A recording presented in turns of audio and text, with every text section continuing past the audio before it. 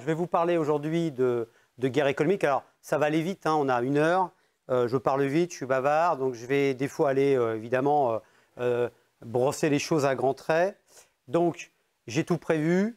Vous avez sur mon site perso, nicolas-moinet.com, comment dire, un onglet conférence Lorient. Et en tapant le mot de passe, que je ne vous donne pas, vous aurez en fait énormément de documents, de films, etc. Dans le mot de passe, je vous le donnerai à la fin, ne vous inquiétez pas. Voilà, donc, parce que, si ça vous semble un peu rapide ou si je passe vite sur certains cas, ne vous inquiétez pas, il y a des choses en réserve sur le site. Voilà, vous aurez le diaporama, bien sûr, mais aussi des films, des articles que j'ai écrits, etc. Voilà. Donc, effectivement, vous l'avez dit, je base cette conférence sur 2 ouvrages collectifs, hein, c'est des ouvrages collectifs, parce qu'on est plus intelligent quand même à plusieurs, Qui est l'ennemi et Comment gagner, qui sont sortis en 2022-2023. Et comme vous l'avez dit aussi, j'ai coécrit avec Raphaël Chavancy, on s'est bien amusé, un bouquin sur l'esprit commando. Donc Raphaël, qui est un commando qui a travaillé pendant 5 ans chez la Royal Marines britannique, sur les inventeurs des commandos modernes. Hein. Lui, il a fait plutôt la partie militaire, et moi, j'ai fait plutôt la partie civile. Alors, je fais une parenthèse parce que ça rentre quand même dans l'état d'esprit de cette conférence et de la guerre économique, en tout cas telle qu'on la voit. Les commandos, ce n'est pas que les militaires. Les commandos, c'est aussi les civils. Et on a des modes opératoires, et on est déjà dans la guerre économique, évidemment, qui sont totalement liés, bien sûr, aux commandos et au monde économique. Par exemple, pour moi, une des organisations qui est le plus dans cette logique de commandos civils, c'est Greenpeace. Je ne suis pas du tout fan de Greenpeace, hein, mais ça, je pourrais vous dire, l'Université de Poitiers a passé un accord avec Greenpeace, c'est un truc qui me rend fou, quoi, parce que Greenpeace, comme vous savez, est notamment payé par des fondations allemandes pour faire que la France sorte du nucléaire. Hein, ça, on le sait aujourd'hui. Mais bon, ça n'empêche pas que Greenpeace est intéressant en termes de mode opératoire. Quand Greenpeace fait une opération commando, eh bien, ils observent le terrain, ils font du renseignement, ils font des opérations choc, parce que le principe du commando, en fait, c'est le minimum de moyens pour le maximum de résultats, c'est de choquer. Hein. Le commando, il choque. Il y a même des commandos à une époque qui s'appelait le 11e choc. Voilà. On observe la cible de l'extérieur, par exemple une centrale nucléaire, on repère les points faibles et on attaque la centrale, pas pour la détruire évidemment, mais pour faire une opération médiatique avec un top départ ou un arrêt de l'opération. Et c'est tellement commando que même ceux qui travaillent chez Greenpeace, certains sont des anciens commandos. Parce que lorsque vous attaquez une centrale en parachute, il vaut mieux être un ancien commando. Ce matin, plusieurs dizaines de militants sont parvenus à pénétrer sur le site de la centrale nucléaire du Tricastin dans le sud de la France et afficher leur message sur les murs des réacteurs 1 et 3. Alors que le pays est en plein débat sur la transition énergétique, l'objectif est de dénoncer les failles de sécurité dans le nucléaire. Greenpeace, qui n'en est pas à sa première intrusion sur un site français, estime que la centrale du Tricastin, vieille de 33 ans, fait partie des plus dangereuses et devrait être fermée. Les militants ont pu toucher militant Greenpeace en parachute, c'est pas un amateur. L'installation n'a pas été mise en danger. En fin de matinée, au moins une vingtaine de personnes avaient été interpellées. Bon, l'objectif, évidemment, à l'époque, c'était de faire sortir la France du nucléaire, qui nous donne, à l'époque où l'Allemagne, comme vous le savez, on est bien dans la guerre économique, ne jurait que par Nord Stream, hein, et le gaz qui arrivait de Russie, et qui passait évidemment par l'Allemagne. Et vous savez, quand le gaz passe par un pays, le pays touche de l'argent. Vous savez qu'il y a toujours des gazoducs aujourd'hui entre la Russie et l'Europe qui passent par l'Ukraine. Ils ne sont pas détruits, ni par l'armée ukrainienne, ni par l'armée russe. Parce que l'Ukraine touche de l'argent et la Russie touche de l'argent aussi. Voilà, vous voyez, il faut toujours un peu relativiser les choses. Voilà, c'était juste un exemple pour vous mettre un petit peu dans l'ambiance. Voilà, donc on va parler guerre économique, qui est l'ennemi, comment la gagner et qu'est-ce que la guerre économique. Et alors, j'ai pas mal de petits extraits de films qui en général durent 1 minute, 2 minutes, 3 minutes. Celui-là, il est un tout petit peu plus long, je crois qu'il dure un peu plus de 3 minutes. C'est juste pour vous mettre dans l'ambiance. C'est un extrait d'un film, je ne sais pas si certains d'entre vous l'ont vu, qui s'appelle Cypher, de Vincenzo Natali, qui n'a pas eu beaucoup de succès d'ailleurs, mais qui est très bien. Et c'est juste, voilà, je vous passe un petit montage que j'ai fait avec quelques petits extraits pour vous mettre dans l'ambiance. Et l'idée que je vais vous montrer derrière, je peux déjà vous le dire, c'est qu'en fait, ce que vous voyez dans la fiction, c'est rien par rapport à la réalité. C'est en deçà de la réalité. Un petit extrait. Vous prévoyez de partir en vacances, monsieur Soliva? Non. Non, c'est Je lis ça. Passez.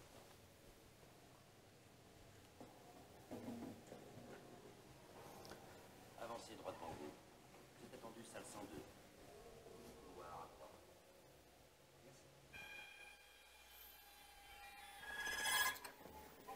Comment vous appelez-vous? Morgan Sullivan. Êtes-vous un espion? Non. Êtes-vous une taupe au service de Sunwest System? Non. Êtes-vous payé par Sunwest System pour voler les données informatiques de Digicorp Technologies? Non. Avez-vous travaillé dans quelque domaine que ce soit pour Sunwest System? Non. Vous devrez espionner les sociétés concurrentes et nous informer sur leur plan d'activité, leurs programmes de recherche et leurs opérations de contre-espionnage. Jusqu'ici, votre détermination a été extrêmement impressionnante. Que puis-je vous dire de plus qui soit intéressant pour vous à mon sujet?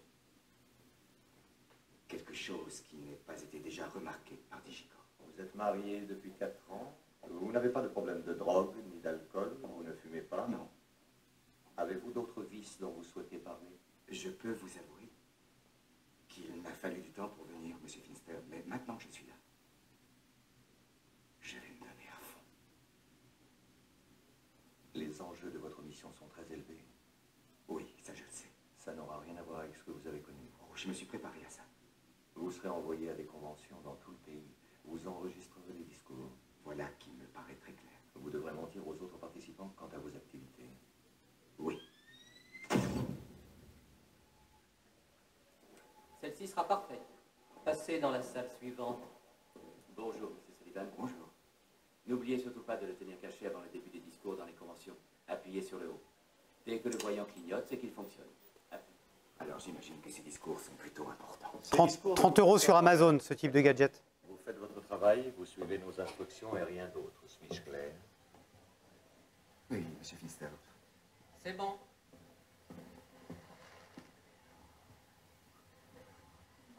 Jack Thursby? C'est le nom que vous allez porter. Pour la société Digicorp, Morgan Sullivan n'existe pas. Nous ne le connaissons pas et ne voulons pas le connaître. Et comment est-il? Pardon? Quelle est sa personnalité? Donnez-lui celle que vous voulez.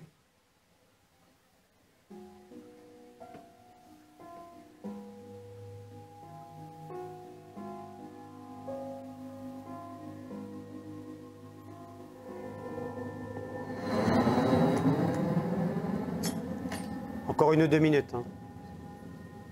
C'est rapide, mais pour vous montrer.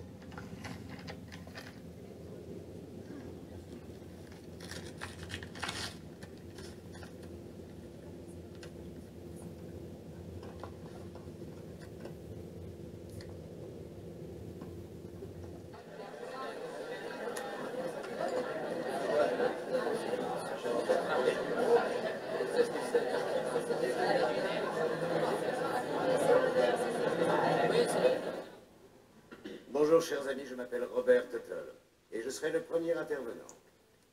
Pour commencer, je vais vous parler du marché de la mousse à raser en Amérique du Nord.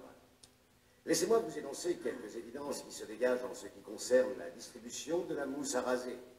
En effet, dès que l'on touche à la mousse à raser ainsi qu'à la plupart des produits destinés aux hommes, nous sommes généralement en présence d'un certain type de consommateur bien défini. Ce n'est pas un secret que ce consommateur choisit d'adopter une marque et lui reste fidèle. Ce qui est particulièrement intéressant, c'est de remarquer et étudier les différentes méthodes employées pour pénétrer ce marché. Votre transmission était bonne, Monsieur Thursby. Le signal était clair. Je pourrais peut-être faire plus à mon prochain voyage. Je crois que je suis prêt pour une mission plus audacieuse. Nous vous envoyons à Omaha mercredi prochain.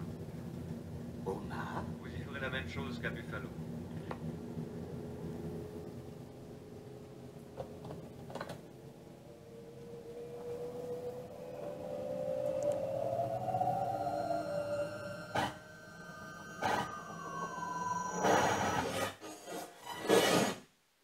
Voilà, donc juste un petit extrait pour vous mettre dans l'ambiance.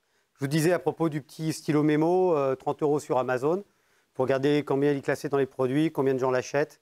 Il y a des gens qui l'achètent, il y a des gens qui l'utilisent. Alors c'est vendu comme stylo mémo. Vous savez, vous êtes dans la rue, vous vous souvenez d'un truc, et vous enregistrez. Ouais, bon, pourquoi pas. Pourquoi pas. Voilà, donc juste pour vous dire, c'est un film, bon évidemment c'est très bien fait. La réalité, elle est 100 fois supérieure à ça. quelques années, il y a eu un article dans le Figaro sur comment la Chine pille la France au cœur de son État et de son patrimoine économique. Il y a un rapport qui vient de sortir de la délégation parlementaire au renseignement sur les ingérences étrangères qui va dans le même sens. Ce qui est intéressant dans cet article, c'est que vous voyez que 4000 Français ont été ciblés à partir de 500 faux profils LinkedIn, soit pour être embauchés par les Chinois, soit pour récupérer du renseignement. Voilà. Ça a été déjoué par la DGSE et la DGSI. Vous avez dans cet article du Figaro un petit rappel sur le ministère de la Sécurité d'État, hein, le Guangbu chinois, qui est un des services de renseignement chinois. Je vous rappelle que la DGSE, pour que vous ayez des ordres de grandeur, pour ceux qui ne connaissent pas, c'est 6 000 personnes à peu près. La CIA, 25 000. Il n'y a pas que la CIA, il y a 18 agences de renseignement. Et le renseignement américain, c'est à peu près 100 000 personnes. C'est des ordres de grandeur, évidemment. Rien que ce service de renseignement extérieur chinois, c'est plus de 200 000 personnes. Et 2 à 3 000 estimés en France. Normal, vous prenez divisé par les pays, etc. Ça, c'est des professionnels. Je ne parle pas de ceux qui partent à l'étranger et qui doivent rendre compte à l'État chinois, parce que c'est une obligation dans la loi chinoise. Par exemple de la Chine, hein, j'aurais pu en prendre d'autres. Mais vous voyez, vous avez vu l'extrait du film, fausse identité, on va à truc. Voilà. Vous avez des milliers de personnes qui sont payées pour faire ça. Donc, ils sont payés avec une stratégie, avec des objectifs. Voilà, c'est juste pour vous mettre un petit peu dans l'ambiance. Après, il n'y a pas que des stratégies fermées. Il y a des stratégies ouvertes. C'est-à-dire qu'on est son pire ennemi, j'y reviendrai. Vous pouvez accueillir des Chinois dans votre entreprise, sans aucun, alors que la gendarmerie ou la DGSI ou d'autres pourraient vous aider à structurer votre visite. Il ne s'agit pas de fermer l'entreprise aux visites, mais pour qu'ils ne voient pas n'importe quoi. Alors, quand on le dit, on dit oui, mais non, les entreprises font attention. Alors, vous allez me dire, oui, peut-être Thales, peut-être Airbus, mais les sous-traitants, par exemple, ou les TPE-PME. Hein, petit extrait d'une minute. Un peu fort, un peu fort. Voilà. Ces messieurs sont des industriels de la ville. Voilà. Donc, ils ne savent même pas qui ils rencontrent. Hein. Il n'y a pas que des industriels. These are Japanese. Japanese.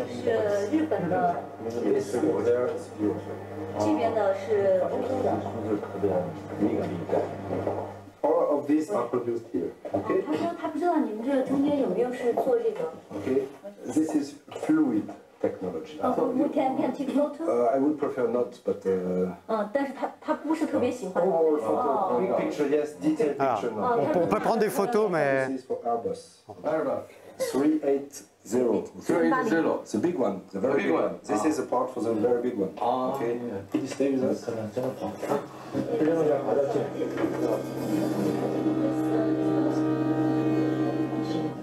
This part is for airplane.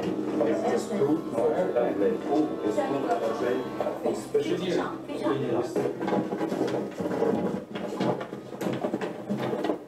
On a essayé de s'échapper tout à l'heure. Il faut être vigilant quand même, non? Oui, c'est sûr, il faut être méfiant. Il faut aller un peu partout. We can open other plants over the world. Okay, this is our intent. Okay.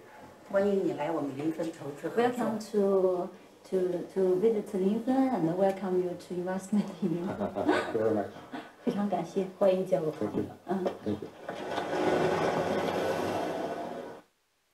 Vous avez un France Info, il y a 2 jours, je ne sais pas si vous avez vu, il y a eu un truc de 2 minutes sur l'Airbus qui avait disparu. Je ne sais pas si vous avez vu ça. C'est-à-dire qu'en fait, on a vendu des Airbus à la Chine dans les années, je ne sais plus quand, 2000 et quelques, les grandes années Raffarin d'ouverture à l'Eldorado chinois. Et il y en a un qui a disparu, c'est-à-dire quand il dit qu'il a disparu, c'est-à-dire qu'il n'a jamais été mis en service. Vous avez vu, il y a eu un petit truc sur France Info, là, c'est la première fois.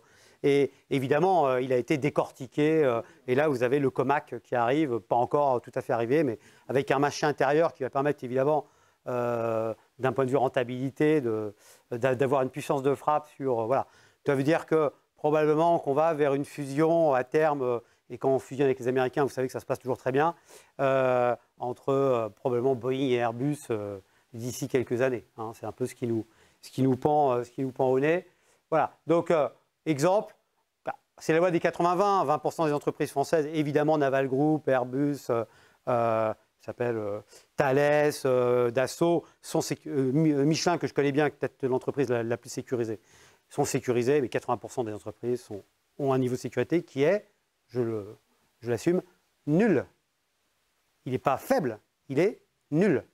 Il est un peu à l'image du plan Vigipirate dans les TGV, si vous voulez. Je prends toujours cette... Vous savez, les bagages doivent être étiquetés. Ils ne le sont pas, mais ce n'est pas grave. Ben, c'est pareil dans les entreprises. Il y a des mesures de sécurité, elles ne sont pas suivies, mais ce n'est pas grave. Voilà. On n'a pas cette culture de la sécurité globalement, à part, encore une fois, bien sûr, dans certains établissements. Mais c'est voilà. Donc on va chercher le maillon faible.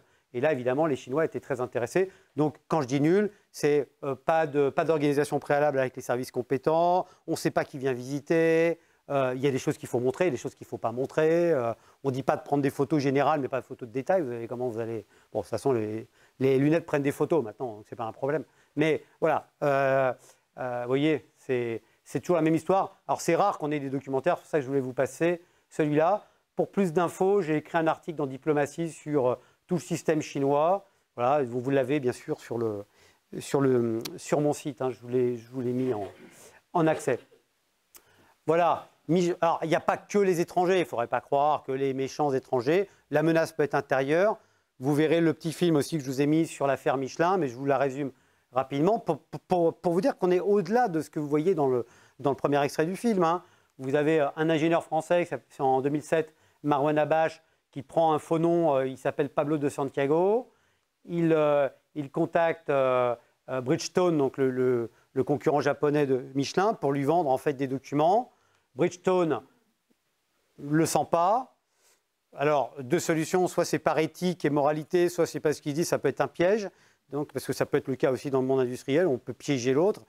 En l'occurrence, il prévient Michelin, et vous avez le reste, ça c'est les captures d'écran du film, mais que vous regardez, et vous avez donc le responsable de l'intelligence économique de l'époque de chez Michelin, qui en fait, avec Bridgestone, prennent une fausse identité avec un mail Bridgestone, contacte M. Pablo de Santiago, avec une fausse identité, M. Fukuda, il n'existe pas. Non, on parle bien de la vraie vie. Hein, voilà. Donc M. Fukuda contacte M. Pablo de Santiago, avec bien sûr la police est dans le coup, bien sûr. Et évidemment, l'ingénieur essaye de vendre des fichiers. Donc il retrouve chez lui, après une perquisition, 13 386 fichiers appartenant à Michelin, hein, sur des pneus, je crois que c'était des pneus de véhicules lourds, me semble-t-il. Voilà. Et donc, il est emprisonné en préventive, c'est à Clermont-Ferrand, et il risque 10 années de prison et 225 000 € d'amende, ce qui vont se transformer finalement en 2 années de prison avec sursis, 5 000 € d'amende et 10 000 € de dommages et intérêts. Mais 4 mois de prison en préventif quand même. Fait 4 mois de prison, c'est pas pour ceux qui ont déjà visité une prison ici, ou ont déjà fait de la prison peut-être, je sais pas, ça peut arriver hein, à tout le monde. Hein, oui, il y a des gens qui font la prison, qui n'ont rien fait, qui ressortent. Pas la majorité, on est d'accord, mais ça peut arriver. Ça peut arriver. Voilà. Ah oui, j'ai oublié de me connecter, mais je voulais vous montrer. Je ne suis pas connecté là, évidemment. J'ai oublié. Je savais bien que j'oublierais un truc. Est-ce que vous connaissez ce site qui est un site. Hop, je vais me connecter avec mon téléphone. Qui est un site qui recense en direct les attaques cyber. Est-ce que certains d'entre vous l'ont vu, non? Non, ça vous dit rien? Alors attendez, excusez-moi, 30 secondes. Je vais vous montrer, parce que ça vaut le coup de le voir en direct, vous allez comprendre tout de suite.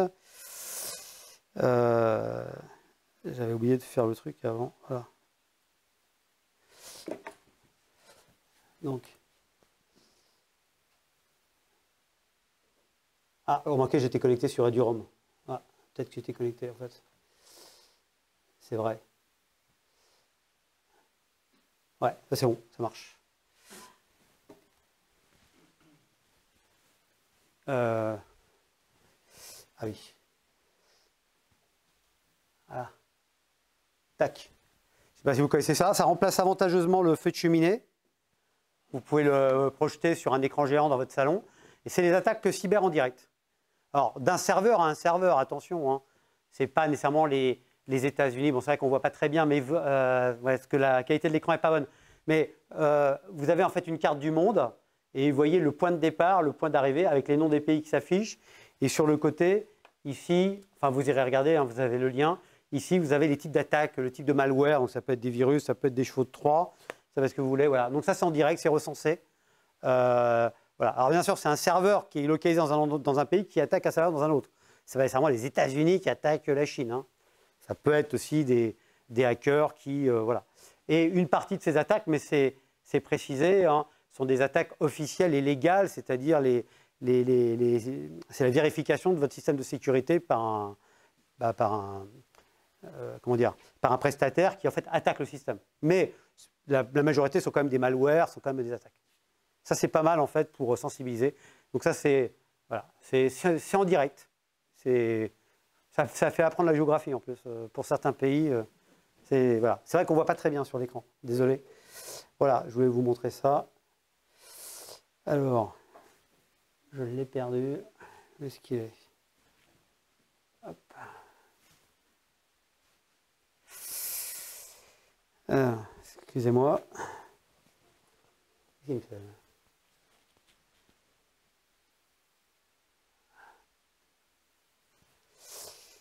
Ah. Alors, ça c'est le problème des doubles écrans. Si c'est bon. Voilà, y arrive. Voilà, donc la guerre économique, on peut l'aborder par les types en fait d'actes. Il y a un service de renseignement en France qui parle de guerre économique officiellement sur son site web, c'est la DRSD, Direction du renseignement et de la sécurité de défense, et qui vous explique sur son site que la guerre économique est une réalité, prise de contrôle par des actifs étrangers, captation de savoir-faire, vol d'informations et de supports, cyberattaques, intrusion, bon, etc., etc. On va faire une liste à l'après-vert.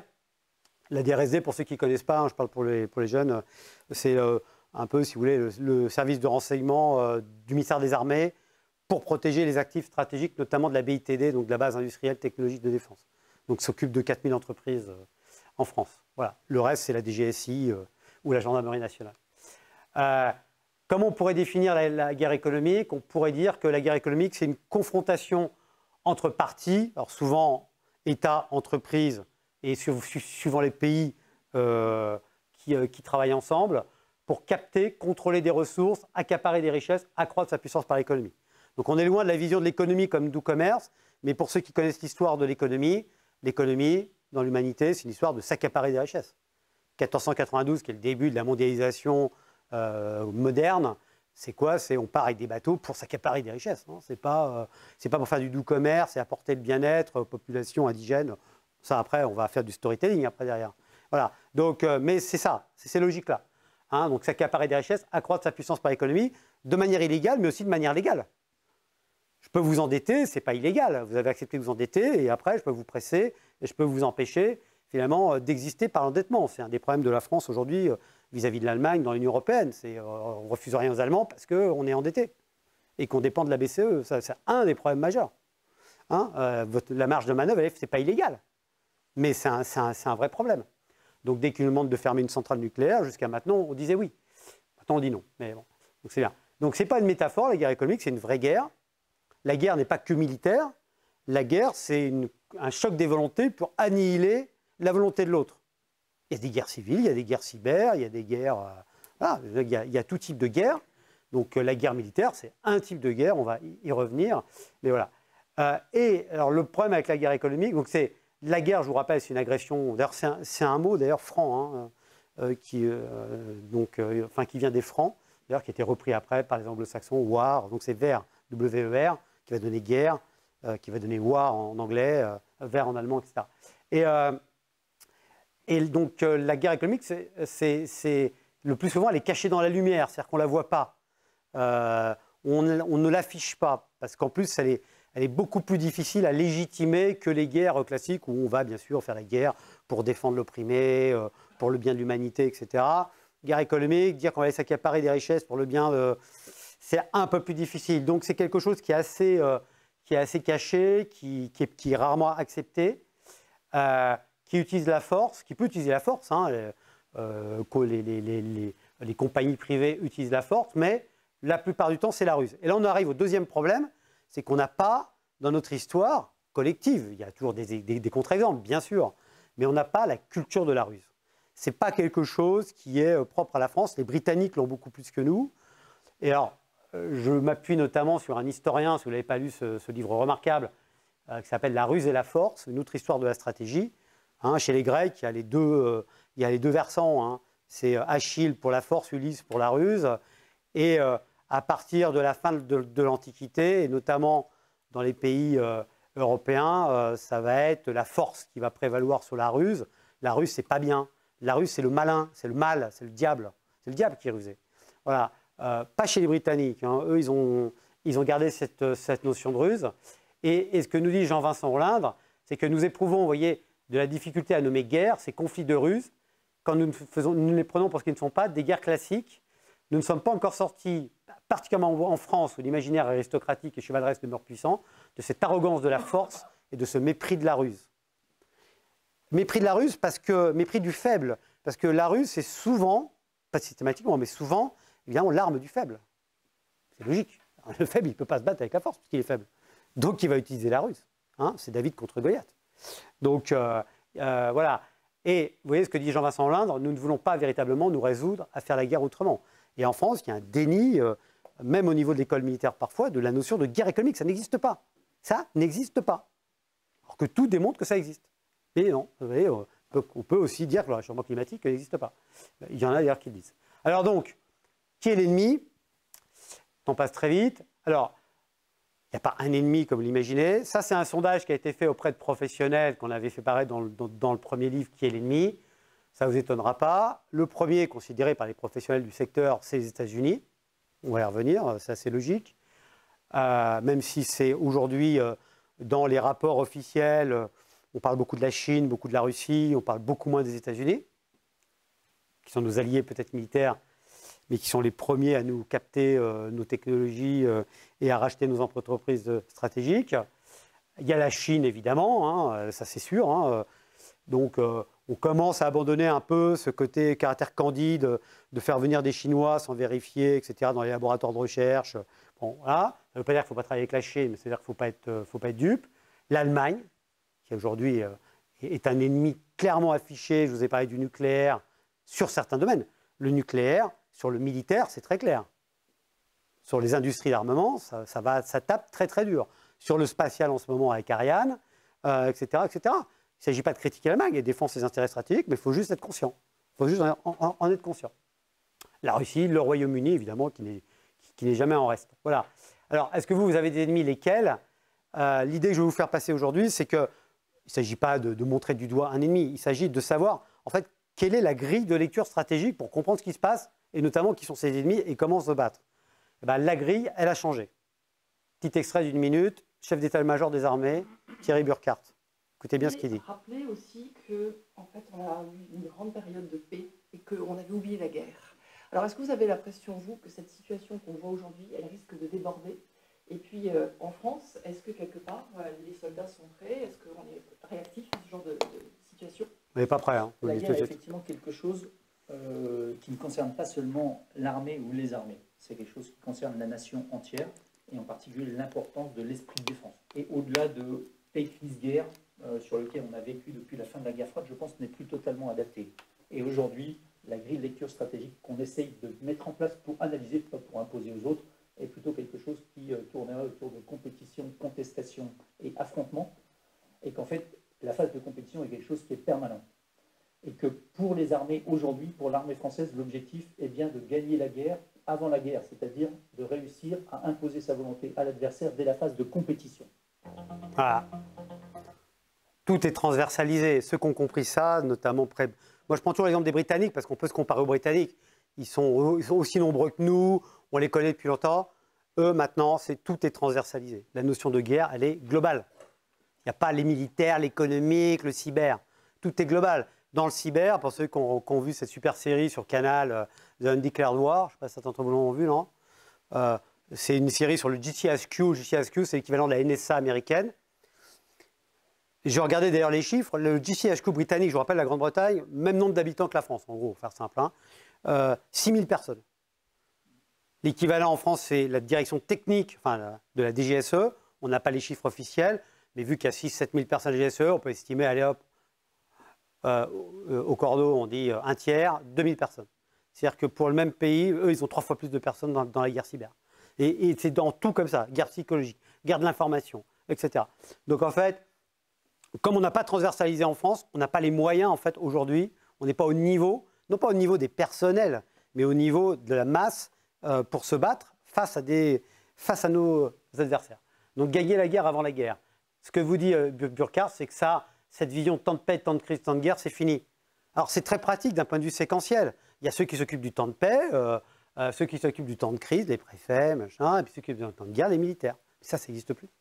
Alors on peut continuer à vivre sur ce schéma, hein. On peut, hein. Mais ça rejoint ce que dit Pierre Servan dans Le complexe de l'autruche. Hein. Et si vous avez lu ce bouquin, c'est-à-dire qu'on arrive toujours à la guerre d'après avec les références intellectuelles et l'armement de la guerre d'avant, jusqu'à maintenant. Et là, ça ne marche pas très bien, hein, en général. Hein. Je lisais un livre remarquable, je vous conseille, d'Éric Roussel, pour ceux qui l'ont lu, qui s'appelle Le naufrage, sur le 16 juin 1940. Et moi, j'ai découvert, je ne savais pas, que Pétain, qui s'est trompé sur tout au niveau tactique, sur ce qui va arriver en 40, s'était pas trompé sur un truc, mais c'est le seul truc sur lequel il n'a jamais été écouté. Parce qu'il était président il y avait un conseil de guerre, je ne sais plus comment il s'appelait, enfin, c'est un truc comme ça. Et en fait, à chaque fois qu'il disait un truc, il faut la ligne Maginot, faut ça, tout le monde disait oui. Le seul truc où il a eu raison, tout le monde était allé contre lui. C'était qu'il fallait une aviation puissante, parce que les Allemands allaient nous taper sur l'aviation, en fait, mais en 40. C'est quand même fou. C'est-à-dire que tous les gens qu'il avait autour de lui, les Gamelin ou autres, qui étaient tous des héros de la Première Guerre, ils étaient encore avec leur schéma de la Première Guerre. Et donc, on s'est fait complètement défoncer en 40. C'était un naufrage absolu. Hein. Voilà. Donc, alors qu'on a voulu minimiser après dans le storytelling en disant qu'on ne s'est pas battu, etc. Ce qui n'est pas vrai. Ce qui n'est pas vrai. C'est battu. C'est le politique qui a cédé. Ce n'est pas le militaire. Bon, bref. Donc, ça, c'est plus valable. Ce qui est valable, c'est un système en fait permanent, compétition, contestation, affrontement. Si on reprend les différents domaines, affrontement, commençons par le pire. Effectivement, l'affrontement direct, c'est quoi? C'est une confrontation toujours limitée dans le temps, hein, les guerres ne finissent pas de s'arrêter, heureusement, qui apporte une réponse cinétique, létale, extrême. Hein, on le voit aujourd'hui, Ukraine, Russie, etc. Et là, effectivement, on est dans une logique d'ami-ennemi, je veux dire, souvent. Même si, comme je vous disais pour le gaz, vous voyez, le gaz qui passe en Ukraine, un peu plus compliqué des fois quand même, hein, les choses. Hein. Voilà, nous on est vite parti de Russie, on va peut-être le regretter, hein, parce qu'à un moment, la Russie va revenir dans le jeu. Voilà. Alors, il y a un vainqueur officiel, souvent, c'est pas toujours le vainqueur qui a gagné, en fait. Hein. Vous voyez, les victoires à la Pyrrhus, un peu. Hein. Les perdants de la Seconde Guerre mondiale, c'est devenu les grandes puissances économiques très rapidement. Donc, qui a vraiment gagné la guerre? Donc, vous voyez, ça, c'est le problème de l'affrontement, c'est qu'il faut mieux l'éviter. Mais l'affrontement, il existe quand même en permanence, et même dans le domaine économique. Aujourd'hui, vous avez un affrontement à mort. Quand on dit à mort, c'est jusqu'à ce qu'il y ait des morts. C'est la bataille sur les puces, sur les semi-conducteurs, sur les puces électroniques. C'est très clair. Vous savez bien que si Taïwan est convoité, outre le fait que la Chine veut récupérer ce qui lui appartenait, mais c'est aussi parce qu'il y a TSMC, qui est le principal fondeur aujourd'hui de semi-conducteurs. Et si on veut tous avoir des voitures électriques, on en parlera après, c'est entre 1500 et 3000 semi-conducteurs dans une voiture électrique. Voilà. Par exemple, la voiture électrique, mais enfin, tout fonctionne aujourd'hui avec des semi-conducteurs. Donc là, il y a une bataille à mort, c'est Trump hein, qui a lancé la guerre, hein, en 2016, je crois, de mémoire, ou 2018, je ne sais plus, enfin bref. Donc voilà, c'est une bataille à mort. Pas pourquoi ça... Bon. Pas terrible comme... Bon, c'est pas. C'est un peu mangé. Bon. Voilà. Tout ça, c'est pas arrivé par hasard. C'est que les Américains, à la fin des années 80, ils se sont fait taper par les Japonais sur les semi-conducteurs. Ils se sont fait battre. Intel est redescendu. Vous aviez NEC, Toshiba, etc., qui étaient les premiers. Et ils se sont dit, mais qu'est-ce qui s'est passé? Qu'est-ce qui s'est passé? Qu'est-ce qu'on n'a pas vu venir? Et vous avez un rapport qui est non publié, mais qui a été diffusé sous le manteau à la fin des années 80, qui s'appelait Japan 2000. Et où les Américains disent, donc c'est un rapport qui est sous l'égide de la CIA. Vous savez, comme les bouquins qu'on trouve en librairie, ça chaque personne, Le Monde en 2040. Et en France, vous avez des bouquins, c'est Le Monde en 2040 vu par la CIA. Extraordinaire. Bravo d'ailleurs les Américains, mais enfin, je veux dire, c'est quand même incroyable. C'est ce qu'on appelle du modelage, ça. Hein. Donc, et donc, le rapport de la CIA dit il faut que les Américains produisent de nouvelles technologies donc, sur leur sol, qu'ils sont en train de refaire d'ailleurs aujourd'hui avec les semi-conducteurs. Les inventions technologiques et les activités de renseignement sur un plan mondial sont les éléments indispensables d'une puissance économique basée sur la connaissance. Et c'est suite à ce rapport que Bill Clinton va lancer, à partir des années 90, sa réforme en fait, de la sécurité économique américaine. Alors vous pouvez me dire, oui, mais moi, ça ne m'intéresse pas, je ne suis pas directement concerné. Vous l'êtes directement parce que toute la diffusion d'un système qui, à l'époque, était confidentiel et qui ne concernait que les militaires, mais surtout les universitaires, a été rendue civile par Bill Clinton, ça s'appelle l'Internet, mais avec une stratégie derrière. Il y a une stratégie de la part des Américains sur Internet, hein. C'est clair. Hein. Mais c'est, voilà, on en profite, c'est formidable, mais il ne faut pas être le... Voilà. Donc, en 1994, Bill Clinton dit l'utilisation de la force et de l'intelligence ne sont pas exclusives l'une de l'autre. Et les 4 piliers de la puissance pour les Américains, c'est la diplomatie, donc le département d'État, parce qu'ils ont une diplomatie, eux.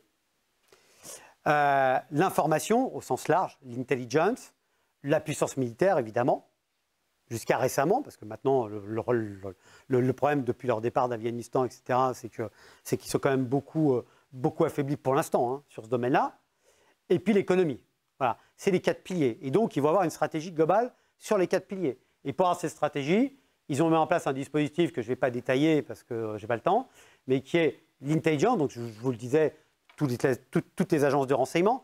Juste un chiffre quand même, outre les 150 000 personnes qui travaillent dans le renseignement américain, pour que vous soyez un petit peu quand même conscient des ordres de grandeur. Le renseignement français, si on met tout ensemble et qu'on est super optimiste, d'aller 2 milliards par an. 2 milliards. Je vous rappelle que le budget des armées, c'est 50 milliards à peu près, hein, ces ordres de grandeur. Le renseignement américain, vous voyez le rapport de population entre la France et les États-Unis, hein, peut-être 1 à 6, je ne sais pas, on pourrait dire ça. C'est 91 milliards, le renseignement américain. Vous comprenez pourquoi, quand vous avez le renseignement américain avec vous, comme les Ukrainiens, ça vous donne un avantage. Ça ne règle pas tout, mais ça donne un avantage. 91 milliards, d'accord ? Et les Américains, ils n'ont aucun problème pour couper les systèmes. Hein. Je vous raconte une anecdote qu'on m'a racontée à l'IHEDN. Le G8 qui a eu lieu je crois que c'était 2019 ou 2018 à Biarritz, c'est la France qui l'organise. Le président Trump est annoncé à Biarritz. Il y a 1000 personnes, c'est fin août, au PC de commande de Biarritz. Il y a 10 000 policiers gendarmes dans tout Biarritz. Tout est verrouillé, il n'y a pas de problème. Hein. Le président américain est annoncé.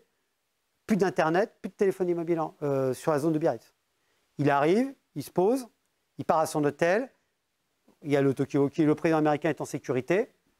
Tout est revenu. Source sûre. Je ne peux pas vous donner la source, mais source sûre. Donc, il faut être conscient de ça. Hein, voilà. Donc, les États-Unis, c'est l'intelligence. C'est bien sûr tout le système d'innovation américain avec beaucoup de fonds d'investissement, beaucoup d'argent pour attirer les meilleurs talents, pour récupérer. Nous, on fait naître les startups. Eux, ils les récupèrent derrière. Hein, nous, la French Tech. Et ensuite, la French Tech va se financer aux États-Unis. Ah oui, c'est là qu'ils ont l'argent. Même s'ils sont hyper endettés, mais ça, c'est un autre problème. Et puis, évidemment, il y a tout le système d'influence américain avec les think tanks, type la Rand Corporation, les universités américaines, bien sûr, le cinéma américain, qui, là, joue à plein dans l'influence, dans ce qu'on appelle le façonnage. Voilà. Bernard Carillon, qui avait fait un rapport au Premier ministre au début des années 2000, avait fait une autre cartographie du système. Je ne vous la détaille pas. Ce qui est important de noter, donc vous avez toutes les agences de renseignement, les cabinets d'avocats, les entreprises, etc. Ce qui est important de noter, c'est ça. Circulation des hommes. C'est-à-dire qu'aux États-Unis, on passe de la CIA à un cabinet d'avocats, paf, on revient dans une entreprise, bim, on revient à la CIA. Je prends un exemple. Hein. Voilà. Et donc, en fait, il y a une espèce comme ça de culture, de dispositif stratégique qui est évidemment hors norme. Voilà. Et ils ont, à côté de ça, vous le lirez en détail, ils ont des grilles d'analyse stratégique, c'est la seule idée que je vous fais passer, qui ne sont pas les nôtres et qu'on ne connaît pas. Je prends un exemple qui est celui de la suprématie stratégique de Richard Davney, ouvrage majeur aux États-Unis à partir des années 2000, non traduit en France. Et que dit Davney, hein, vous aurez les diapos pour aller plus avant, il vous dit, en fait, il faut considérer l'économie comme de la géopolitique, il y a 4 zones d'influence, le marché cœur, les intérêts vitaux, l'endiguement, les zones pivots. Et en fonction de ça, on se bat à mort, bien sûr, sur ces 2 zones-là. Et là, on a des stratégies, 1 pour endiguer, 2 pour empêcher les nouveaux arrivants. Et comme par hasard, quand vous prenez les technologies clés pour la sécurité nationale américaine, vous voyez comment ils vont faire leur marché, par exemple en Europe. Un exemple, les semi-conducteurs qui sont dans les intérêts vitaux américains, la carte à puce qui est dans la zone d'endiguement, et effectivement, l'affaire GM+, sur laquelle j'ai travaillé, que je je vous mettrai des documents sur le site, où la France invente la carte à puce et où les Américains, comme vous l'avez rappelé, rachètent en fait par un fonds d'investissement qui s'appelle Texas Pacific Group, mais aussi via un autre fonds qui s'appelle InQtel. Il y a un site, InQtel, IN-Q-Tel, qui en fait est un fonds d'investissement des services de renseignement américains. Officiellement, c'est officiel, il n'y a pas de problème. Hein. Eux, ils créent un fonds d'investissement, ils achètent des boîtes. Voilà. Donc on a perdu, pendant très longtemps, ça a été racheté par Thales, mais 10 ou 15 ans après. Alors bien sûr, quand on revend aux Américains, on vend aux Américains, on rachète plus cher. Hein. C'est un principe. C'est comme l'aéroport de Toulouse, quand on l'avait vendu aux Chinois, on l'a racheté plus cher. Voilà, l'aéroport de Toulouse, on l'avait vendu à un fonds chinois et canadien. Le chinois est en prison et le fonds canadien était blacklisté à la Banque mondiale au moment où on l'a vendu. Je vous montre un peu, quand même, voilà, faut quand même le savoir. Hein. Voilà. C'est ça. GM+, c'est devenu Gemalto, ça a été la fusion de GM+, et de Axalto, qui a donné Gemalto, effectivement. Et donc la France a récupéré finalement l'entreprise, c'est Thales qui a racheté après. Tout à fait, c'est ça. Voilà. Il y a une carto, mais ça vous l'avez hein, dans le document. C'est un jeune qui s'appelle Augustin Colnet qui a fait une cartographie de toutes les entreprises stratégiques, hein, considérées comme stratégiques par l'État français, qui ont été vendues à des puissances étrangères, essentiellement les États-Unis. Il n'y a pas que, mais essentiellement les États-Unis, ces 15 dernières années. Voilà. Donc ça, vous l'avez sur le site, vous pourrez en détail le nom des entreprises, été rachetées, etc. Bon, voilà. Je ne vais pas le détailler. Ça, juste pour vous dire, encore faut-il lire les livres qui sont les livres de chevet, on va dire, des stratèges des autres pays pour comprendre leur grille de lecture. Exemple de 3 livres non traduits en France. Donc, Stratégique suprématie de Davny. Ça, c'est un récent, c'est la Grande-Bretagne. Pour comprendre les Britanniques, il faut lire ça. Ça s'appelle, rien que le titre, je n'ai pas besoin d'aller plus loin, je pense. The Weaponization of Everything. Tout devient une arme. Ça, c'est la pensée britannique, Global Britain. Non, mais voilà. Dont on explique qu'ils vont mourir, qu'ils sont en train de... Voilà. On explique toujours comment les Britanniques ne vont jamais s'en sortir. Mais voilà. Déjà, pour les JO en 2012, on avait dit, mais Londres, allez, ils ont eu les JO contre Paris, mais ce n'est pas grave, ils vont être déficitaires. Ils ont été excédentaires. Et là, c'est le dernier prix du Financial Times 2022 non traduit en France, aux États-Unis, Cheap War, donc la guerre des semi-conducteurs. Prix du Financial Times. Donc un des livres les plus lus dans le monde économique. Voilà. Vous voyez, c'est un livre à lire qui lui a été traduit. La guerre hors limite de 2 généraux, enfin, ils sont généraux maintenant. À l'époque, c'est des colonels chinois. Mais c'est intéressant de voir qu'ils sont devenus généraux. Ça veut bien dire qu'ils sont bien dans la ligne du parti. La guerre hors limite, c'est, en gros, ils expliquent comment la Chine dit bah, la guerre, il faut surtout la faire à côté de la guerre cinétique, quoi, le plus possible. Parce que la guerre cinétique, c'est compliqué, il y a des morts, la population n'est pas contente parce que leurs enfants ne reviennent pas ou reviennent dans des cercueils, etc. Donc, c'est ce qu'explique ce livre. Évidemment, la guerre économique et la guerre cyber. Il y a des milliers de Chinois aujourd'hui qui sont payés par l'État chinois pour faire des attaques cyber. Par l'État chinois, je ne parle pas des hackers. Voilà. Donc, ça, c'était la phase d'affrontement. La phase de contestation, c'est les guerres hybrides. C'est tout ce qui est acte indirect. Ça va être notamment, mais pas que, la guerre cyber. L'objectif, là, c'est que l'adversaire reste un interlocuteur, mais on ne cherche pas sa destruction, contrairement à l'affrontement, où là, on veut vraiment qu'il disparaisse. Là, on veut qu'il se disloque. Voilà, vraiment qu'il se disloque. Et on va donc créer des dépendances ou les renforcer. Ça passe notamment par des attaques informationnelles. Ça, c'est au début de la guerre en Ukraine, site du Parlement européen, ciblé par une cyberattaque après un vote contre la Russie. Ça, je ne sais pas si vous connaissez, c'est une fondation. Il y a 2 ans, il y a eu un article dans Le Monde, ça n'a pas été repris dans le presse, sur une fondation contre les violences policières en France qui finance des victimes de violences policières en France. Et cette fondation, en fait, elle est liée, enfin, elle n'est pas liée, elle est présidée à l'époque par feu Evgeny Prigojine. Mais bon, voilà, c'est toujours les mêmes logiques. Donc, pourquoi l'idée, c'était, en fait, de contribuer à la mauvaise image de la France en Afrique. Pourquoi ? Parce que les personnes qui ont des victimes de violences policières, que ce soit vrai ou pas, mais peu importe, mais qui étaient financées, médiatisées par cette fondation-là, sont évidemment d'origine, comme l'imaginez, d'Afrique. Donc l'image que ça renvoie, parce que c'est évidemment bien médiatisé après par Russia Today ou par Sputnik, c'est de dire, regardez, la France, c'est vraiment un pays affreux, à un moment où la Russie, comme vous le savez, négocie avec les gouvernements pour prendre des positions en Afrique et mettre la France dehors, ce qui a assez bien marché.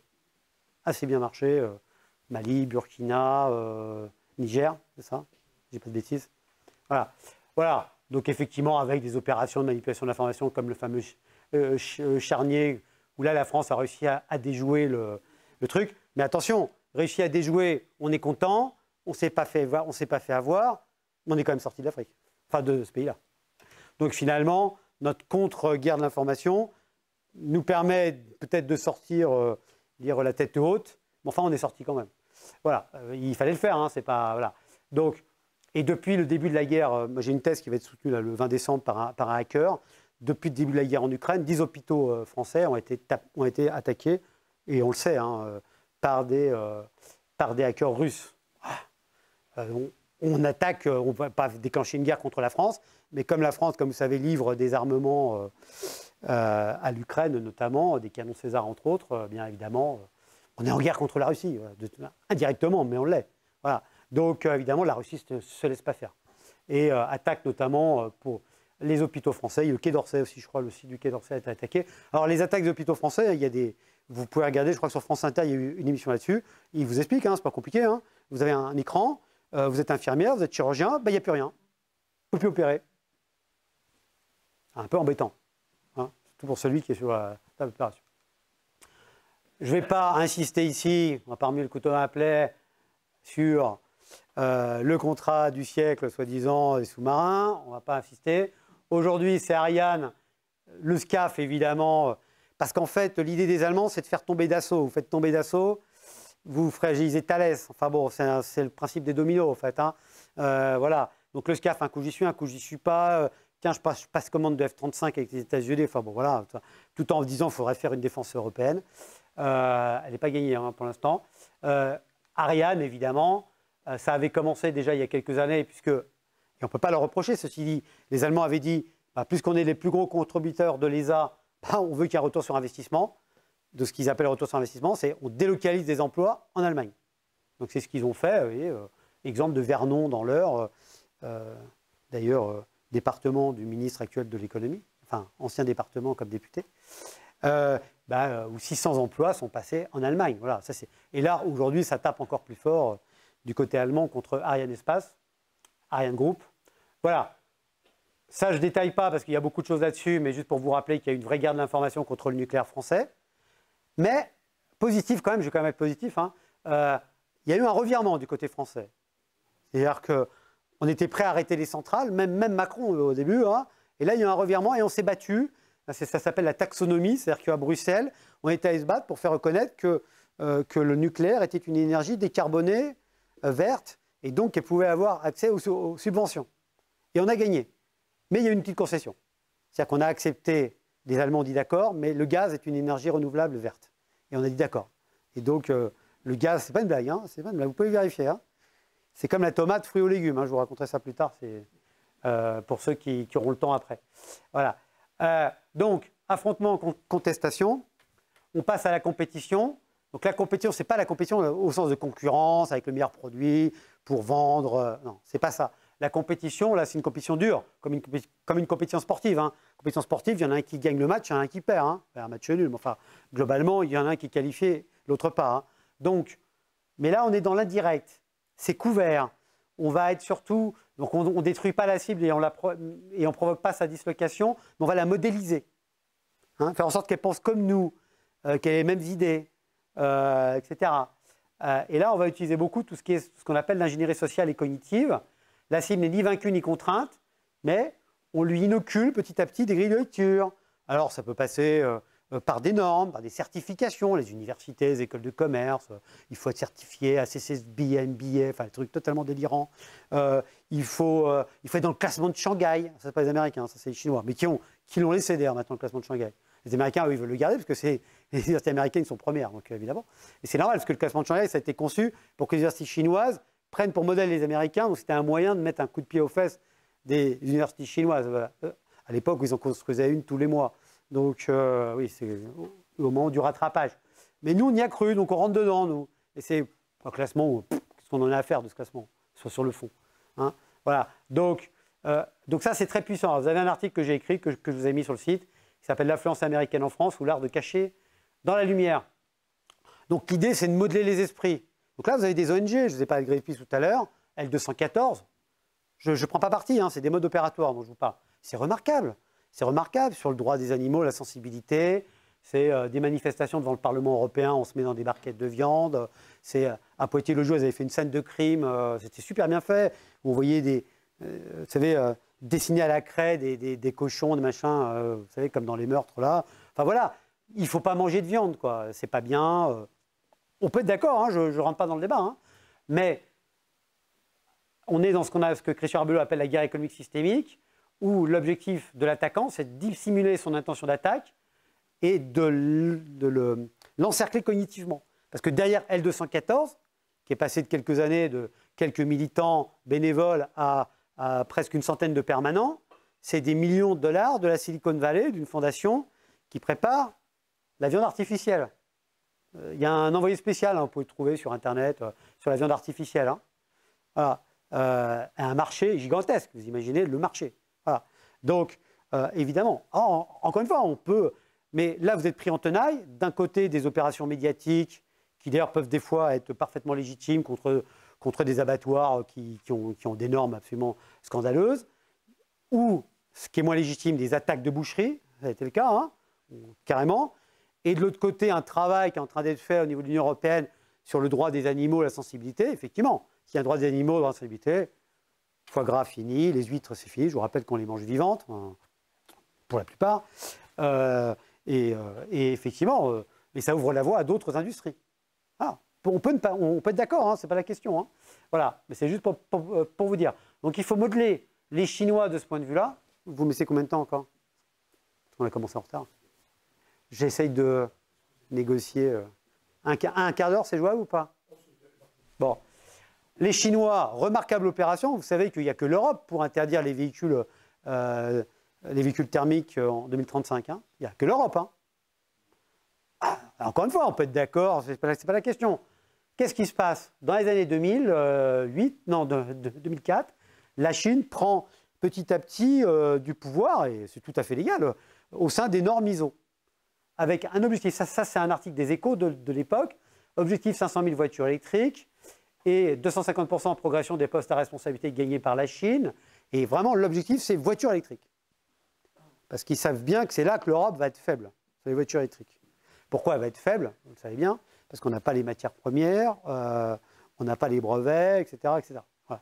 Donc les matières premières, tous les minerais qu'il faut, le lithium, le cobalt, etc. etc. Hein, lire l'ouvrage de Guillaume Pitron, la guerre des métaux rares. Donc, comment faire passer ça au niveau de l'Union européenne? La Chine, elle a un groupe, je ne sais pas si vous le savez, qui s'appelle le groupe 16+1. Donc le 16, c'est des pays européens, soit de l'Union européenne, soit hors UE. Et le +1, c'est la Chine. Mais par ce groupe, ils ont la majorité qualifiée au Parlement européen. Et c'est au Parlement européen qu'a été votée cette interdiction des véhicules thermiques. Les Allemands n'ont rien vu venir non plus. Ou alors ils ont fait semblant de ne pas voir. À l'époque où ils étaient encore bien avec les Chinois, ils pensaient que les Allemands, vous savez, le modèle économique allemand, ce n'est pas compliqué. Hein. Je prends l'énergie de la Russie, je fais un bénéfice en plus que je la revends aux autres. C'est pour ça que Gazprom est le principal financeur de la Champions League, UEFA, il faut quand même... voilà. Et je revends mes produits soit aux États-Unis, et ils sont en excellent commercial, soit avec la Chine. Essentiellement des voitures, des machines-outils, etc., etc. Voilà. Là, leur modèle économique, il a un peu du plomb dans l'aile. Voilà. Et donc, même les Allemands n'ont pas vu ça. Donc là, vous avez effectivement une majorité qualifiée au Parlement européen, et c'est pas moi qui le dis, hein, il y a des articles dans la presse, j'en ai pris plein, et vous faites voter indirectement, bien sûr, c'est pas la Chine qui a fait voter. C'est les pays d'Europe du Nord, en disant la voiture électrique c'est formidable, on va tous avoir une voiture électrique. Formidable, hein, c'est pas polluant, tout le monde le sait. Hein, voiture électrique, hein, batterie, c'est vraiment un truc. Alors, je crois qu'en Bretagne, il y a des réserves de lithium. Alors, je crois qu'il y en a comment ça s'appelle cette région qui est près de la France, là, comment ça s'appelle? L'Alsace, voilà. L'Alsace, non, c'est une blague que je fais toujours à mes amis alsaciens. Donc l'Alsace, et puis il y a la Bretagne. Et moi je dis, je viens photographier, filmer le jour où vous ouvrez une mine de lithium en Bretagne. Parce que là, ça va être sympa. Là, il va y avoir des bonnets rouges, des zadistes, des machins. Parce que déjà, quand vous faites une extension départementale, voilà, alors là, une usine, c'est savoir ce que ça veut dire en termes d'usage d'eau, etc. Enfin, le lithium, c'est un truc... mais c'est bien, c'est propre, enfin, c'est formidable. Voilà. Donc, évidemment que c'est un cheval de Troie. Hertz, parce qu'en fait... un des principaux constructeurs chinois a passé un accord pour je ne sais plus combien de milliers de véhicules avec Hertz. NIO, il y a deux grands constructeurs, enfin, je crois qu'il y a 1000 constructeurs de voitures électriques en Chine, alors mais les deux plus gros, c'est BYD et puis NIO. BYD qui est passé devant Toyota et qui passe devant Tesla aussi. Voilà, donc c'est les Chinois, évidemment, hein, qui vont l'emporter, hein. Surtout sur le bas et le moyen de gamme. Peut-être Tesla sur le haut de gamme, mais voilà. Voilà, et puis un très bon documentaire passé sur Arte, qui est pour une chaîne de fous furieux, a priori, sur la face cachée des énergies vertes, ça on le sait, voilà, qui ne sont pas si décarbonées et si dépolluantes que ça. Bon, plus tous les problèmes que ça va poser en termes de... Je crois qu'il faut construire 6 EPR en France pour pouvoir avoir des recharges de voitures électriques, alors ça va... Déjà, on en construirait un, ce serait bien, hein. Enfin, je veux dire, qui fonctionne, hein, je crois. Voilà, donc, non mais, enfin, tout ça ne tient pas la route 2 minutes, hein, mais c'est pas grave. Parce que je vous rappelle que pour l'instant, en tout cas, ça ne se stocke pas, donc ça veut dire que soit on ne prend pas tous notre voiture en même temps, soit ça veut dire qu'il va falloir changer les batteries. Hein, donc ça va être un truc de fou. Voilà.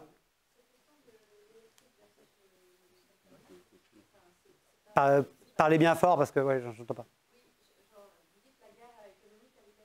Oui.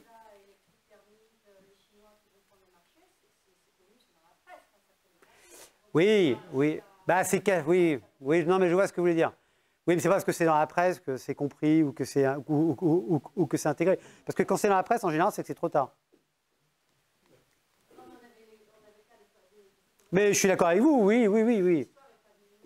Non, tout à fait. Non, mais c'est toujours pareil, c'est comme les éoliennes. Vous avez quelqu'un comme Jean Covici qui, dès 2013, au Sénat, explique pourquoi les éoliennes, c'est pas une folie, mais qu'il faut faire attention à ce qu'on dit, ça ne sera pas partout, ce sera dans certaines conditions, etc., et que ça favorise de toute façon les fabricants de gaz, parce que c'est des énergies non pas renouvelables, mais intermittentes, les éoliennes. Mais il n'est pas écouté, hein. En 2013. C'est 5-6 ans après qu'il est écouté, là maintenant, parce qu'on se rend compte qu'effectivement, c'est une erreur. Le Danemark, en fait, a fait un truc génial. Ils ont financé avec l'argent public des éoliennes, et comme quand il y a trop de vent, ils revendent leur électricité à la Norvège, qui l'achètent pour 0, parce que les autres sont obligés de toute façon de s'en débarrasser, parce que ça ne stocke pas l'électricité. Par contre, la Norvège, qui a des électricités à haute valeur environnementale, avec des barrages, etc., elle vend au Danemark quand il n'y a pas assez de vent, mais par contre, ils vendent au prix fort. La Norvège, d'ailleurs, est un pays qui est peut-être un des plus intelligents. Il faut suivre la Norvège. C'est un pays remarquable, de ce point de vue-là. Petit pays, avec un fonds souverain de 1000 milliards de dollars. Une partie du 16e arrondissement, maintenant, appartient à la Norvège, il faut le savoir. L'autre partie, c'est au Qatar. Oui, je parle de l'immobilier. Hein. La Norvège est très intéressant. Une image de pays écolo, alors que leurs deux grosses mannes, c'est quand même soit le saumon avec pesticides, soit les hydrocarbures.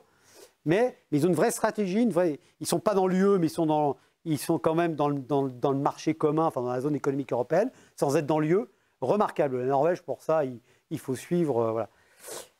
Mais ce que vous dites, c'est vrai, c'était connu, mais l'Allemagne est en train de faire machine arrière. Elle va essayer de faire casser cette interdiction des véhicules thermiques, parce qu'en fait, ils n'avaient même pas compris ce qui allait se passer.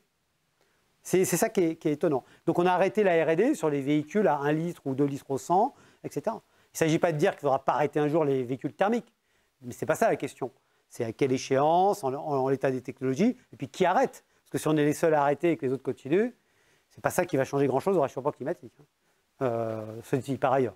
Et puis ça a après des problèmes sociétaux énormes. Parce que qui va acheter la voiture? Vous savez que déjà aujourd'hui, il y a des discussions, parce que les bonus écolos pour acheter des voitures électriques, ça profite à qui aujourd'hui?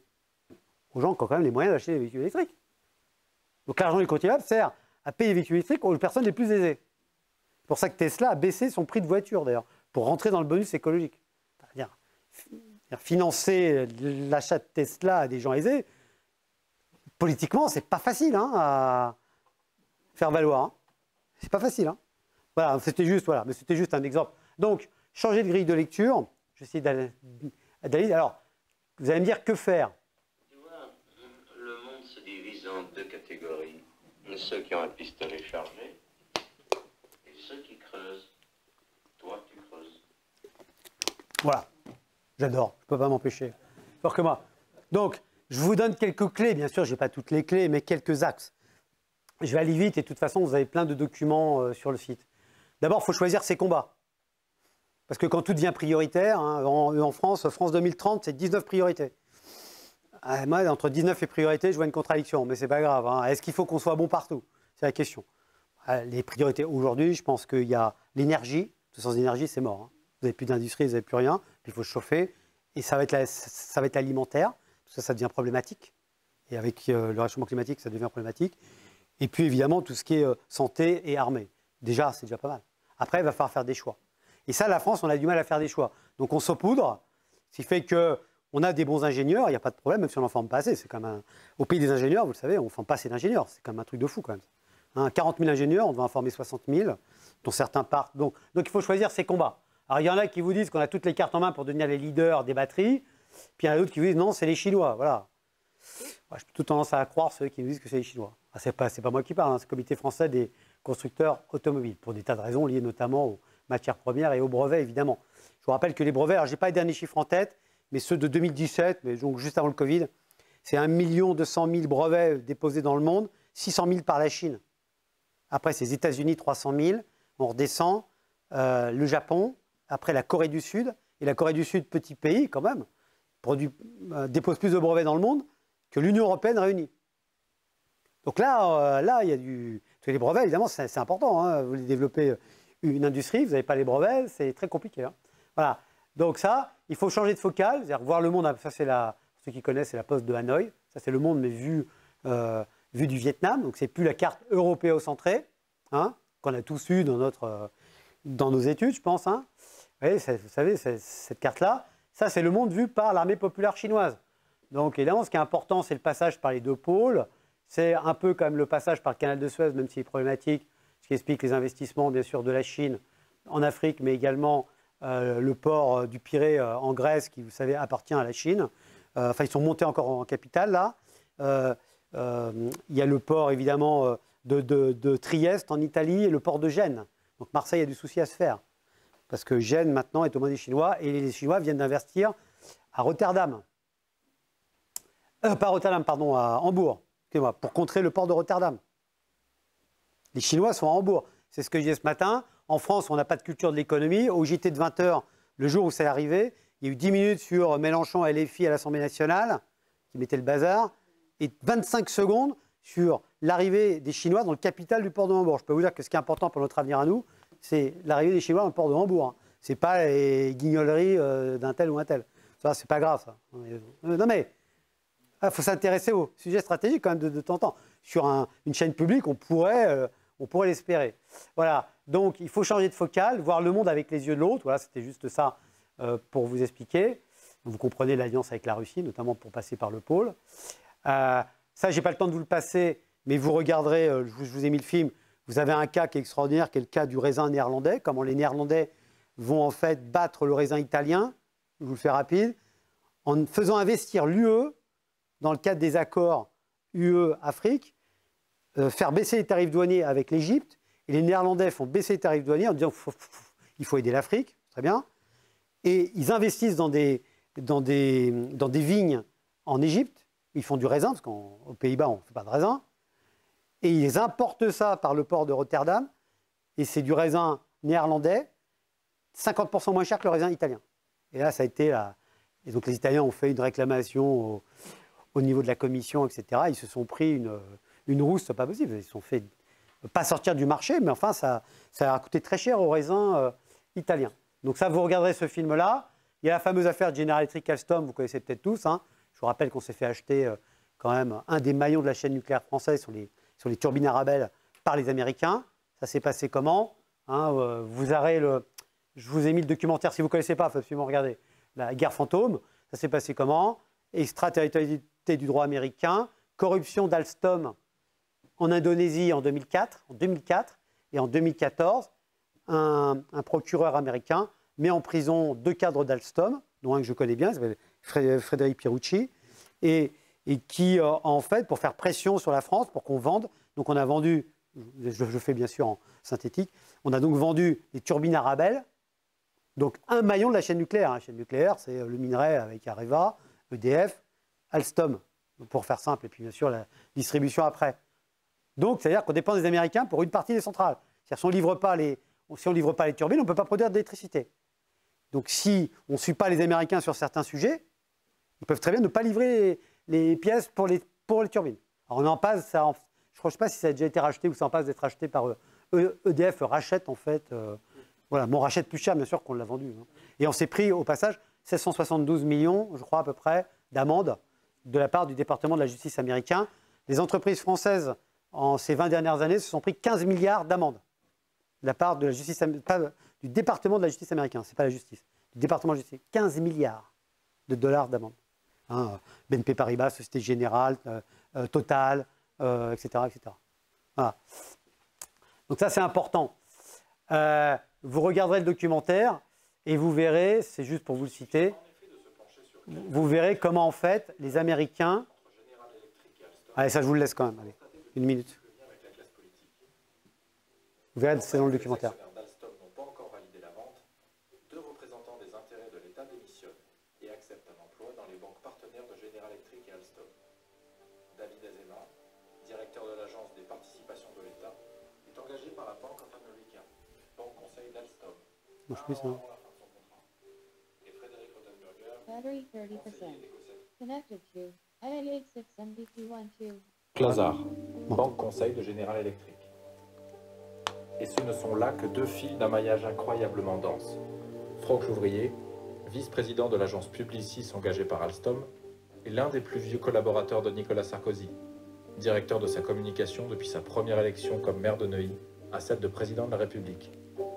De son côté, General Electric a engagé le cabinet Claude et Sarkozy comme service juridique, cofondé par l'ancien chef de l'État. Pour sa communication, le groupe a engagé Havas, dont le patron Stéphane Fuchs est un vieil ami politique de Manuel Valls.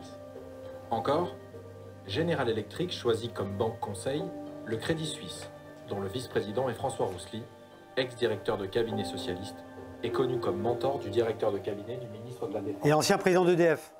Chez Alstom, le coordinateur de la fusion avec General Electric, Jérôme Pécresse, est le mari de Valérie Pécresse, président de la région Île-de-France. Tandis que la présidente de General Electric France, Clara Guémard, est la femme d'Hervé Guémard, ex-ministre UMP, avec lequel elle forme l'un des couples les plus influents de la droite française. Toutes ces relations n'ont sans doute pas favorisé une prise en main sérieuse de cette affaire, par l'État français et par l'opposition. Ça, c'est l'intelligence économique. L'enquête n'a jamais vu le jour. S'il n'y a aucune preuve, les questionnements subsistent. Je vais conclure. Ce documentaire a été réalisé par 2 jeunes qui étaient au RSA. Ils ont réussi, grâce au grand-père qui a fait les 6 000 €. Il faut savoir qu'un documentaire en France moyen, c'est 150 000 € de budget. Ils ont réussi à le vendre à une chaîne qui est LCP Assemblée nationale, qui l'a passé, 1 million de vues, et déclenchement le lendemain d'une enquête parlementaire. Donc 2 jeunes de 24 ans ont fait un documentaire qui a déclenché une enquête parlementaire. Donc il y a des gens qui se battent, c'est juste pour vous dire ça. Ça, c'est le premier point. Juste pour terminer, je ne veux pas vous casser complètement le moral. J'avais un truc sur le Football Club de Lorient, je vous le mettrai sur le truc. Vous verrez, c'est un passage avec Gourcuff, qui est le mot de passe pour entrer avec un G majuscule. Gourcuff, du nom de Christian Gourcuff, l'ancien entraîneur du Football Club de Lorient. Vous verrez qu'il y a un passage sur c'est quoi la défense, l'attaque, etc. Enfin, c'est un passage extraordinaire. Et ça, je vous le mettrai sur le site. Quand même finir sur une note positive, si j'ai encore 2 minutes, c'est bon? Oui. On peut se battre, on peut gagner. Alstom a perdu face au département de la justice. Il y a le même cas qui s'appelle Jean Boustany, qui a été mis en prison, pareil pour les Américains, parce que son groupe Privinvest avait vendu un système de surveillance côtière au Mozambique. Les Américains n'ont pas aimé, l'ont mis en prison, ils ont fait pression. Lui n'a pas signé l'accord avec le DOJ. DOJ, je rappelle, c'est l'administration américaine. Il est allé en procès. Alors, il a fait 18 mois de prison à Brooklyn, ce qui n'est pas très sympa. Mais il a été, bien sûr, aidé par son directeur, enfin son président, qui s'appelle Iskandar Safa, qui est un milliardaire libanais. Et ils ont gagné. Et vous avez sur le site de l'EPGE, École de pensée sur la guerre économique, vous avez les 5000 pages, si ça vous intéresse, du procès, comment on gagne. Parce que le département de la justice fait les choses de manière illégale, notamment en utilisant des interceptions, des écoutes. Dans le cas Alstom, le département de la justice, 10 ans après, il a mis sur la table les interceptions des mails qui prouvent la corruption 10 ans avant. Réfléchissez bien avec les moyens de 2004, parce que c'était en 2004 la corruption. Imaginez les capacités qu'ils ont aujourd'hui d'interception. Le système américain n'a fait que se renforcer depuis Snowden. Hein. Voilà, donc c'est possible de gagner. Jean Boustany a gagné. Cette femme, je n'ai pas le temps de vous le détailler, Maviflex, mais il y a l'article sur le site, qui a été attaqué par un concurrent français, qui s'est fait paralyser pendant 8 ans par des procès, etc., va gagner. C'est possible. Le groupe TA va gagner. Le groupe TA, il fabrique du collier ophtalmique à Clermont-Ferrand. Il est dénigré par des fausses études scientifiques qui sont envoyées aux ophtalmos par un concurrent monégasque. Il attaque en justice, mais il se dit, je trouve que ce cas est extraordinaire, je vous ai mis un petit film hein, sur ce sujet-là, mais il se dit, bon, le procès, je peux le gagner, mais ça va me prendre des années. Comment je fais pour faire arrêter le dénigrement, les attaques? Et là, je trouve qu'il a fait un truc génial. Il a racheté son concurrent. Comme ça, les attaques se sont arrêtées. Et en plus, mais c'est simple, hein, a priori. Et en plus, tous les parts de marché qu'il avait perdues au profit de son concurrent, il les a récupérés parce qu'il a racheté le concurrent. Voilà. Alors, non, mais le cas de TA, ça a été jugé hein, en justice. Donc fausses études scientifiques, hein, ce n'est pas un délire. Hein. Il y a eu une décision de justice, fausses études scientifiques, ils utilisent un cabinet parisien. Enfin bon, c'est un truc. Voilà.